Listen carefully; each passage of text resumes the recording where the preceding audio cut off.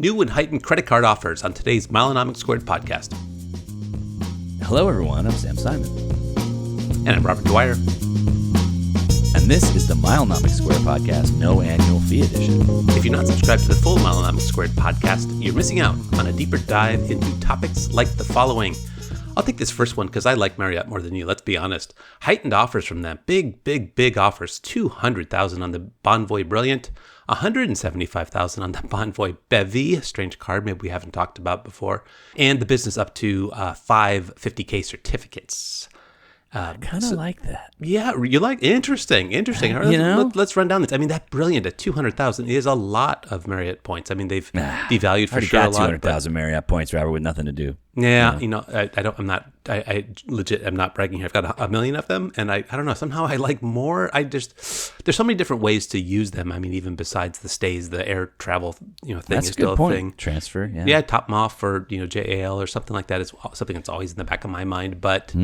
The Bevy at $175 with just a $250 annual fee suddenly seems semi-compelling to me. But gosh, the thing that is so weird about these is the matrix of what you're eligible or ineligible for. I got the Chase Ritz card, so I can't get the Brilliant or the Bevy, or maybe I can if I'm clever. Maybe talk more about that in the paid show. But all these are available through referral. Amex is a fantastic semi-universal referral thing. A good write-up from Tim at Frequent Miler here with the matrix, as we call it, of the Chase and the Amex blockage. I mean, Amex can tell. I actually lobbed in an application. Amex can tell straight away whether you have a Chase Ritz card that would disqualify you from getting the Brilliant or the Bevy. I mean, what kind of collaboration is that? Can you believe they've even been able to do that? I mean, how do they do that? I don't know. I really don't know, Robert. Some kind of data sharing or something. I don't know. Yeah. Maybe it's at the Marriott level. I don't know. Yeah, that's true. It could be. But I mean, you could put no number and they still would be able to link it, right? Good point. Yeah. Yeah. Look at me. I almost know how Marriott works. Huh. Interesting. Wait, where do you work? I know. It's crazy. No. I'll tell you what, though. I don't like the points. I do like the certs because I think they also can get rid of some of the points I have on hand. And well, I've got some news for you, friend. The Bonvoy certs can now be topped off for $25K. I was just going to say 15. Wow, that's even better. So that's a 1-2 punch here. I mean, that's a good point. You can take that to $75K and get rid of your $200,000 along the way here. I mean, the bad thing about them is that they expire. More for less, I guess. Yeah, or less for more. I don't know. Yeah. And it's a business card, Robert, right? And so I think... good point. These co-branded Amex business card offers. It's a credit card, so I think that's precious credit card slots versus charge card slots. But a business co-branded card, I mean, that's like, I could do that with Player 2. I could do that myself. Yeah. No, I mean, you mentioned on the paid show last week how the Amex min spend has really been creeping up. $9,000 on this business card. I mean, it's a business. You should be spending in a business manner. But there definitely has been an uptick in the minimum spend requirement on Amex cards, and maybe everybody as well. Yes. There has been inflation, but maybe that's mostly what we're seeing here. They can afford to give you 200,000 points because they don't go as far as they used to. They have an annual fee that's bigger than it used breakage, to be. Less people hitting it. I don't know. Yeah. The only thing I like about those searches is that the way they expire. So you really got to have a game plan in mind for them for the next year or so. And here's the other thing. You've got to know when you are going to want to probably use them annually, because if you get them, probably don't get them right away, right? So there's probably a little bit of a lag, and then the clock starts. And if you wanted to use them, for example, spring break, it's probably too late for spring break this year, and it's probably not going to work for spring break next year, right? Yeah, good point. So it's this weird... they're good for 12 months, but they're really, in my mind, only good for 10. Yeah, no, that's totally valid. I mean, I thought I had you. I thought that was the most optimism I've ever heard for you on the Marriott program. It must be fresh on the heels of the fabulous stay that you had last week and that we talked about on the paid show this week.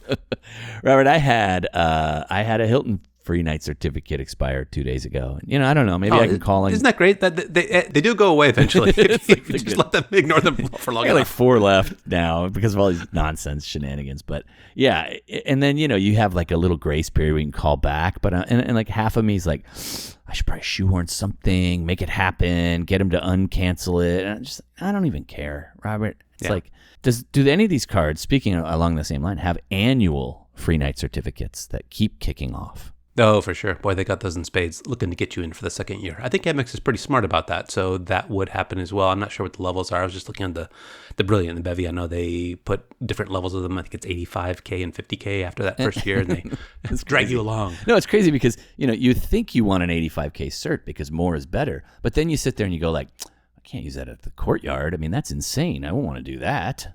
So then you don't use it. It sits around. You never use it, and then you go, I guess I got to just do a one-night stay in town or something. And I really do think less is more, where you get these smaller priced certificates and you're like, I got to use them and I don't care where I use them. I'm feeling very seen on that. I've done many of those such days.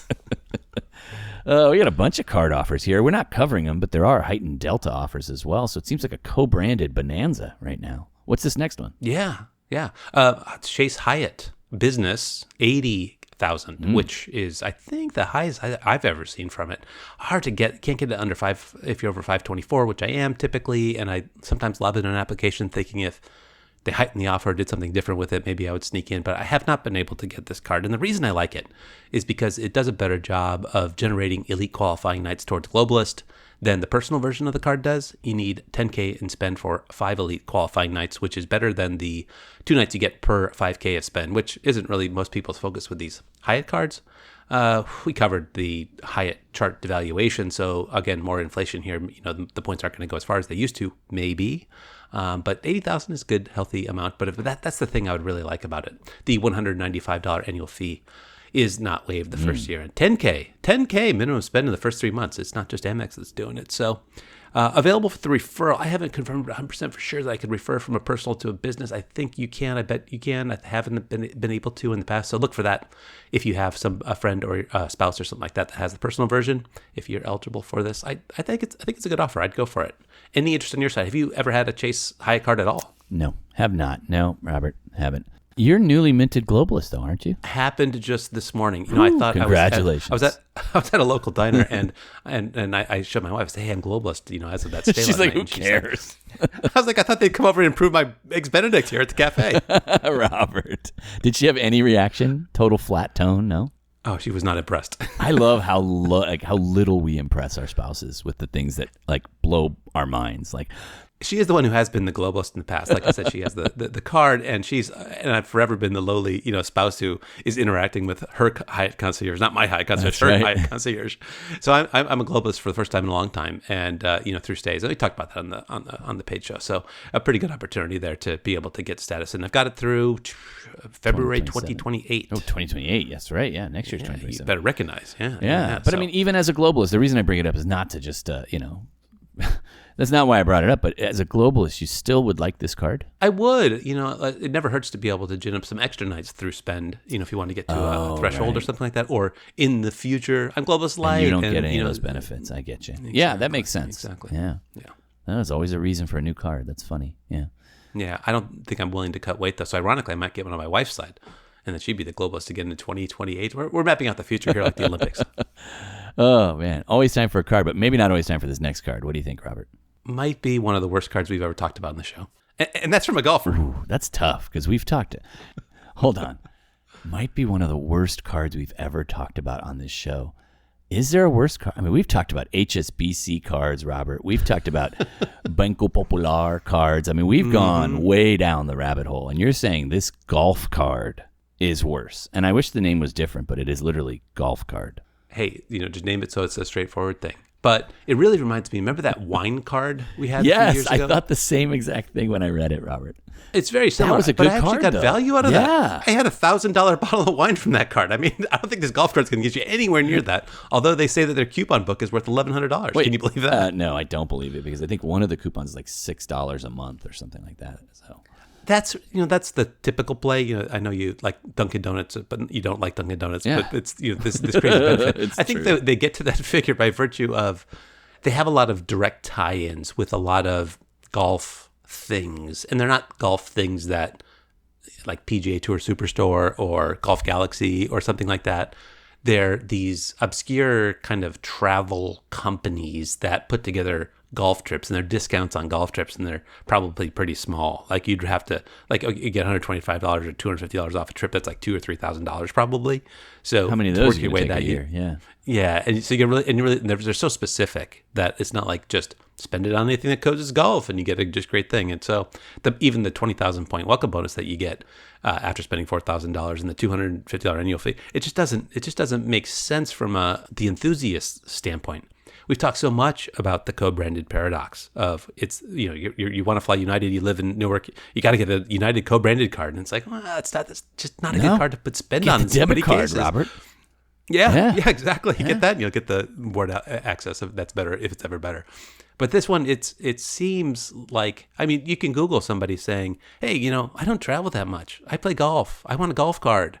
But this isn't it. It's just not, and it's just not put together in such a way that there's any opportunity, even if you are a big enthusiast, to get a lot of value out of it, I don't think. Robert, it reminds me of like a mattress store credit card.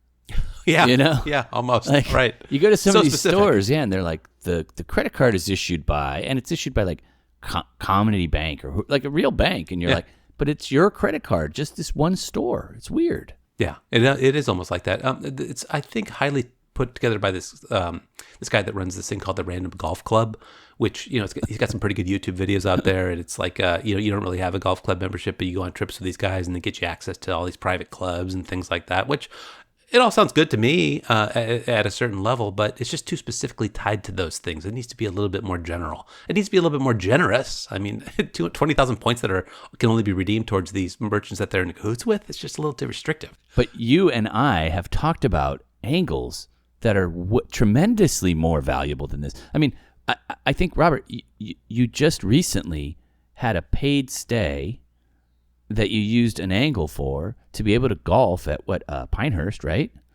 Mm-hmm. And that's a golf angle for trips. There was a City Prestige angle where you could get golf for free. There is a Visa Infinite angle that you utilized to get extremely discounted golf. Those are all real things that have much more utility for a broader group of people than this card. So those are the things, if we were going to talk about golf and credit cards, we should talk about. What do you think? That's a great point. I could see the difficulty from the person who's putting this together. It's got a wait list, so maybe we shouldn't even, be so, oh, there's a wait list? I want to get on it, Mesa 2.0, yeah. Yeah, very similar to that. And that wine card didn't last very long either. That's true. And, right, so it's just hard to figure out the whole situation that makes sense. I mean, could the annual fee be higher? I maybe most fundamentally, and if we broaden the discussion the way we like to, right? How does Amex work with Lululemon, Dell, all these different retailers? What's the split there? What's the split between Saks or whatever? Because that, I think, serves as a model for some of these things. That if you go to say we're making a golf card or a rock climbing card or whatever the hobby might be, right? You go to the big players in it and you say, hey, we're having this credit card. We want to have a perk at your place. If people spend $100 here, will we split the difference on the 50 or something like that? I don't know how it gets modeled together, but it's got to be hard to tie it all together. It just doesn't seem like it's all come together yet in such a compelling way here. But I think there is a market for these things, these generalized things. It didn't work for the wine card. We'll see if it works for the golf card, but there's got to be a model out here that isn't just air travel and hotels, basically. If you had to give one piece of advice to the issuer on how to fix the card, I've got an idea of what I would tell them. Do you have an idea what you would tell them? I don't. Tell me. What do you think? The solution is for the golf card points to be transferable to SAS. That's it right there, Robert. That would be the thing. Everyone on earth would want this card. That's so good. It's so true, isn't it? If he can get that SAS connector hooked up, this card is a winner. I have a link to an article here from Forbes where the founder says he had an epiphany and he thought that this would be a good card because he heard somewhere that some airline executive said, we're not really in the business of flying planes. We're credit cards first and flying the planes comes secondary. He's like, I got the perfect idea. I'll create a golf credit card that's built on the same premise. But you start to appreciate all of the elaborate point values and devalues and co-branding and tying in a redemption chart. The rest of it, the point ecosystem hasn't been built out yet, but maybe they're working towards that. So I think it's got a ways to go. But yeah, it's pretty interesting that this is a golf card that really doesn't have any. It doesn't own a golf course, right? It's the same kind of thing. Yeah, it's really weird. And I think we've spent more time talking on it than we probably should have. But I also had a fun time just goofing off on it. So I'm sure someone likes the card. Maybe somewhere there's a wait list. Yeah, must be popular if there's a wait list. There's 2 people on the wait list. Yeah. Me and you. That's right, Robert. Give him false hope. But hey, we talked so much about a great show this week on the paid show and another one next week. Ready to close this one out? I am, Robert. Let's do it. Well, thanks for joining us this week. For a more in-depth discussion about points and miles, visit us at patreon.com/Milenomics. There you'll get a special link to listen to additional content right in your mobile podcast app or on your computer, where we speak more freely about topics like these. As always, you can reach us on social media. I'm at Milenomics and Robert is at Robert Dwyer. Until then, we'll see you on the site.